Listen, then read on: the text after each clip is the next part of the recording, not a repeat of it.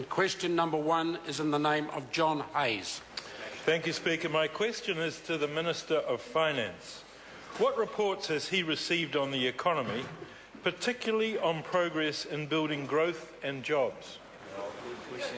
Honourable Stephen Joyce. Mr Speaker, on behalf of the Minister of Finance, the Reserve Bank this morning issued its monetary policy statement for June. This confirmed the official cash rate has remained unchanged at 2.5%. It also confirmed that the Reserve Bank has slightly revised upwards its forecasts of economic activity over the near term, with GDP growth expected to accelerate to about 3.5% by the second half of 2014. This will be supported by stronger private consumption than projected previously, along with increased business investment and investment relating to the Canterbury rebuild.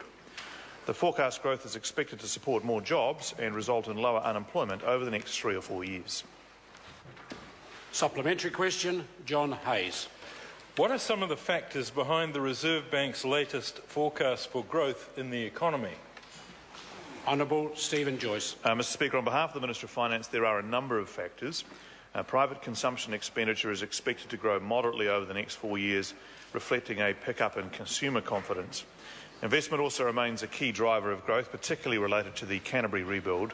There's also a stronger outlook for business investment, particularly gross capital formation following recent strength in business confidence surveys. And the Reserve Bank's view of trading partner growth is now slightly more favourable than in its March forecasts. All of these factors are expected to contribute to economic growth in New Zealand over the next 4 years. Supplementary question, John Hayes. Thank you, Speaker. In the light of its outlook for improving economic growth, what does the Reserve Bank say about the outlook for the labour market and especially the rate of unemployment? Honourable Stephen Joyce. Mr Speaker, on behalf of the Minister of Finance, the Reserve Bank says the expected increase in domestic production will continue to support a gradual recovery in the labour market. Employment is expected to grow modestly, with relatively stronger growth expected in Canterbury and, in fact, across the South Island. Overall, seasonally adjusted annual employment growth is forecast to be between 0.4% and 2.2% over the years 2013 to 16. The Reserve Bank also forecasts the unemployment rate to fall from 6.2% currently to 4.8% by 2016. The government is supporting these positive forecasts with a comprehensive economic program aimed at encouraging businesses to invest, grow and employ more people. Supplementary question, John Hayes. So how does the economic outlook compare with New Zealand's position 5 years ago? And what are the benefits of the subsequent improvements for New Zealand families? Excellent question. Honourable Stephen Joyce. Well, Mr Speaker, on behalf of the Minister of Finance, it's really quite a turnaround on 5 years ago. The outlook for both the economy and New Zealand families is considerably better. For a start, the economy is now growing faster than most other developed countries. In 2008, it was deep in a domestic recession that started before the GFC.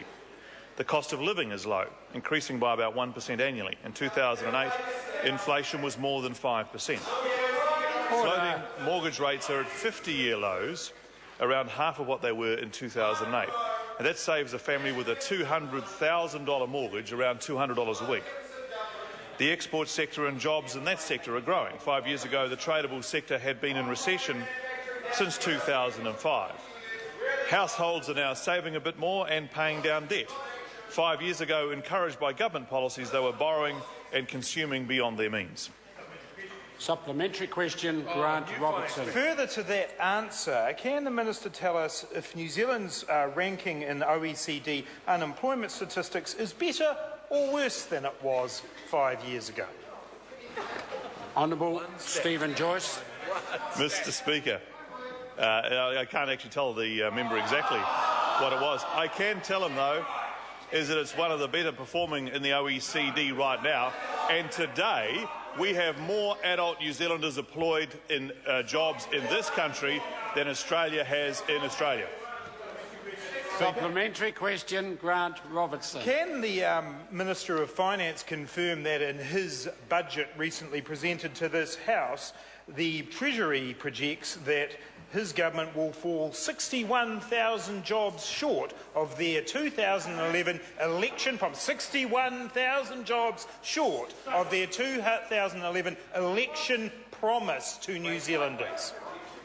Honourable Stephen Joyce. Mr Speaker, on behalf of the Minister of Finance, the good news for the member is there's a projection along roughly every quarter, and including from the Reserve Bank. What I can tell, in fact, there's one even in the last couple of days, which is high. Order. I have a point of order from Grant. It was a very specific question about Budget 2013, the Minister of Finance's budget that I asked about.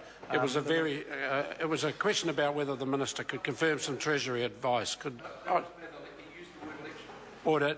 I'm asking the Honourable Stephen Joyce to address the question. Well, Mr Speaker, on behalf of the Minister of Finance, I don't have those numbers to hand. I'd be deeply suspicious of the member in that regard. But the point I was making, Mr Speaker, which was related to that, is that the MB short-term employment outlook just came out the last couple of days, and that's increased above the Treasury numbers. Point of order. The clearly doesn't know the answer to the question, so I seek leave of the House to table the pages from 2013 budget that indicate the government falls 61,000 jobs short. I'm not prepared to put leave to table the documents available to everybody.